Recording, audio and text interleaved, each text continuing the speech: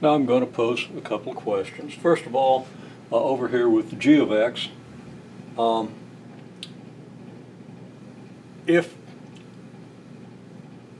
the vertical displacement is k, then what's the equation for g of x?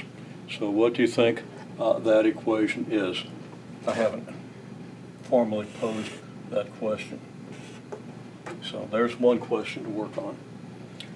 Another question, we have an exponential function, y equals f of x equals b to the x. And you should understand from the diagram how this function was constructed.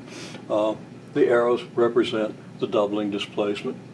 And we therefore have an exponential function where, well, I don't have to explain that. Hopefully I don't have to explain that. Review if you're not sure. Okay, so what we want to do now is apply a vertical displacement according to this arrow to get our g of x function. And then we have the question, is g of x an exponential function? What's the equation of g of x? It certainly has an equation.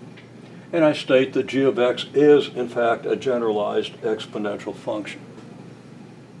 Then I come back to the idea of a vertical stretch, but apply that to an exponential function. So if our exponential function is vertically stretched by some factor a, and you could think of a 25% stretch if you want, or any number you like, is the new function exponential? Okay. Is it exponential for a 25% stretch? Is it exponential for any stretch whatsoever? Except maybe stretch by factor a. By factor a equals 0.